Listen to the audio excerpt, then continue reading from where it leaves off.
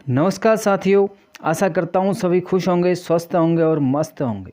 Global news analysis GNA में आप सभी का स्वागत है। आज आपके सामने चर्चा के लिए एक ऐसा विषय लाया हूँ जो पूरी दुनिया के लिए एक उम्मीद की किरण लेकर आया है। साथियों, जब कोई व्यक्ति किसी दुर्घटना में घायल होता है या कोई चोट उसको लगती है तो उसके ट्रीटमेंट के लिए ब्लड की ज़रूरत पड़ती है, तो हम ब्लड बैंक से कांटेक्ट करते हैं या अपने साथियों से, अपने रिलेटिव से ब्लड डोनेशन की बात करते हैं। स्थितियाँ कभी कभी ऐसी होती हैं कि ब्लड बैंक में हमें ब्लड मिल नहीं पाता, क्योंकि ब्लड बैंक में जो भी ब्लड आता है वो डोनेशन से ही आता है। और हमारे देश में आज भी स्थिति कुछ ऐसी है कि ब्लड डोनेट करने में थोड़ा सा हम लोग हेजिटेट करते हैं। कहीं ना कहीं एक जहन में ख्याल रहता है कि ब्लड डोनेट करने से न जाने क्या हो जाएगा। लेकिन इस सब के बावजूद भी काफ़ी एजेंसीज़ हैं, काफ़ी एनजीओज़ हैं और काफ़ी वॉलंटियर्स हैं जो ब्लड को डोनेट करते हैं, और उन सभी के हम आभारी हैं जिससे हमें ब्लड मिल पाता है। हालांकि गवर्नमेंट और कई एनजीओज़ भी इसके लिए लोगों को मोटिवेट करते हैं, कैंप लगाते हैं, और अगर स्वस्थ हैं तो हम सभी को ब्लड डोनेट करना भी चाहिए, क्योंकि रक्तदान महादान है। इसके अलावा ब्लड डिसऑर्डर से रिलेटेड डिजीज़ जैसे एनीमिया, हीमोफीलिया, इन सभी के लिए भी ब्लड की ज़रूरत पड़ती है। और ऐसी डिजीज़ जिसमें बॉडी में ब्लड बनता ही नहीं है और एक डेफिनेट टाइम इंटरवल के बाद बॉडी में ब्लड चढ़ाने की आवश्यकता पड़ती है, तो इन सभी स्थितियों में कभी कभी ब्लड पर्याप्त मात्रा में नहीं मिल पाता है और पेशेंट की मौत हो जाती है। तब आप सभी के जहन में एक क्वेश्चन उठता है कि साइंस ने इतनी तरक्की कर ली है, बड़ी बड़ी फैक्ट्री लगा दी हैं, सुपर कंप्यूटर्स बना दिए हैं, और इवन दूसरे प्लेनेट पे भी लाइफ सर्वाइवल के लिए प्रयोग चल रहे हैं। इन सब के बाद भी क्यों नहीं हम एक ब्लड को लैब में बना सकते हैं या फिर आर्टिफिशियल ब्लड बना सकते हैं? तो साथियों, इस प्रश्न का आंसर हम सबको मिल चुका है और लैब में आर्टिफिशियल ब्लड बन चुका है और उसका ट्रायल भी चल रहा है। तो साथियों, आज सेशन में चर्चा करेंगे कैसे मेडिकल साइंस ने अचीवमेंट प्राप्त की, कैसे आर्टिफिशियल ब्लड बना। ये सब जानने के लिए सेशन में बने रहिए। लाइक, कमेंट और सब्सक्राइब जरूर कीजिए, बेल आइकन जरूर दबाइए और सेशन को शेयर ज़रूर कीजिए। भाई, वैसे भी ज्ञान की बातें हैं, थोड़ा प्रसार आपके द्वारा भी हो जाएगा तो पुण्य के भोगी आप भी बन जाएंगे। साथियों, चर्चा के लिए आपके साथ स्क्रीन पर एक न्यूज़ शेयर कर रहा हूं जिसमें लिखा है lab grown blood given to people in world first clinical trial. कहने का मतलब है, विश्व में पहले क्लिनिकल ट्रायल के रूप में लैब में बना ब्लड लोगों को चढ़ाया गया, और इसका श्रेय जाता है कैम्ब्रिज और ब्रिस्टल यूनिवर्सिटीज़ को। डॉक्टर सेड्रिक गैवर्ट वो डॉक्टर रेबिका कार्डिजन की टीम ने 10 वर्षों की कड़ी मेहनत के बाद ये अचीवमेंट हासिल की। वास्तव में इन वैज्ञानिकों ने आर्टिफिशियल ब्लड बनाने के लिए किसी केमिकल या नए पदार्थ का उपयोग नहीं किया। इन्होंने ह्यूमन ब्लड से ही ब्लड का निर्माण किया, मतलब ब्लड को ज़्यादा मात्रा में बनाया। अब आप लोग कहेंगे कि इसमें कौन सी बड़ी बात इन्होंने कर दी, ब्लड से ही तो ब्लड बनाया है।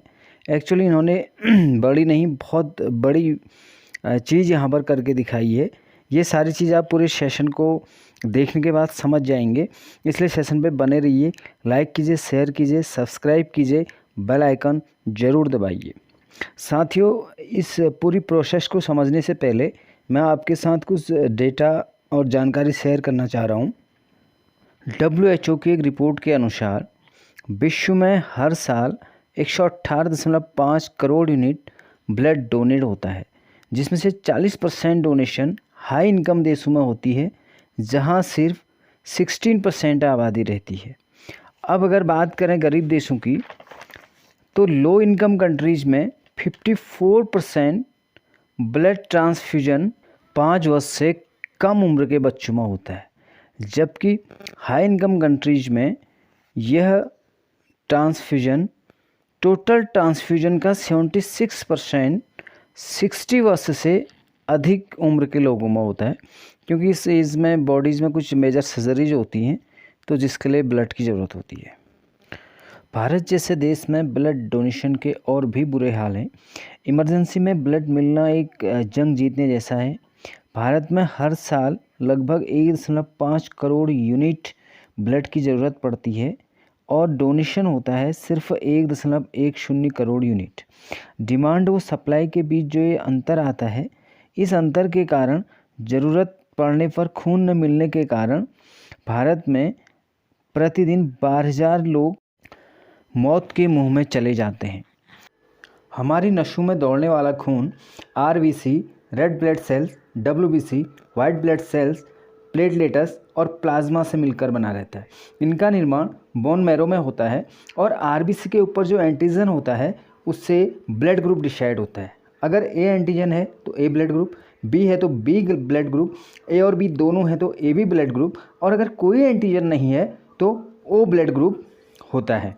सबसे rarest blood group Bombay blood group सबसे रेयरेस्ट ब्लड ग्रुप माना जाता है, जिसे 1952 में बॉम्बे में खोजा गया। तब जिसको आज हम मुंबई कहते हैं उसे बॉम्बे कहा जाता था। भारत में 10,000 ग्रुप पर एक बॉम्बे ब्लड ग्रुप मिलता है, जबकि पूरी दुनिया में 40 लाख ग्रुप पर एक बॉम्बे ब्लड ग्रुप मिलता है। इस दुर्लभ ब्लड ग्रुप वाले लोगों के लिए आर्टिफिशियल ब्लड एक वरदान साबित हुआ है। आर्टिफिशियल ब्लड बनाने की प्रक्रिया में सबसे ज़्यादा फोकस आरबीसी पर किया गया। इसके पहले चरण में ब्लड को डोनेशन द्वारा प्राप्त किया जाता है और फिर मैग्नेट की हेल्प से ब्लड सैंपल से उन स्टेम सेल्स को अलग किया जाता है जो आगे जाकर आरबीसी बन जाती हैं। स्टेम सेल्स शरीर की ऐसी कोशिकाएं होती हैं जो सेल्फ ग्रो करना जानती हैं और विभाजित होने पर फिर पूर्ण रूप धारण कर लेती हैं। स्टेम सेल से लगभग शरीर की सभी कोशिकाओं को कृत्रिम रूप से निर्मित किया जा सकता है। गर्भनाल अम्बिलिकल कॉर्ड शरीर में स्टेम सेल्स का सबसे समृद्ध स्रोत है।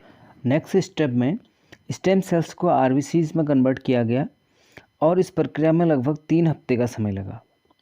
लगभग 5 लाख स्टेम सेल्स से 50 अरब आरबीसीज बनाए गए, जिसमें से 15 अरब आरबीसीज को फिल्टर किया गया और जिसका यूज़ ब्लड ट्रांसफ्यूजन में किया गया। तो आप यहाँ पे देख सकते हैं जो 5 लाख स्टेम सेल्स थे उनसे काफ़ी ज़्यादा मात्रा में मींस 50 अरब आरबीसीज बनाए गए। तो ब्लड के एक छोटे से सैंपल से कई ज़्यादा ब्लड तैयार किया गया। जो नॉर्मल डोनेशन होता है उस में पुराने और नए दोनों टाइप के आरबीसीज होते हैं और एक आरबीसीज का जो लाइफ टाइम है वो 120 डेज़ होता है।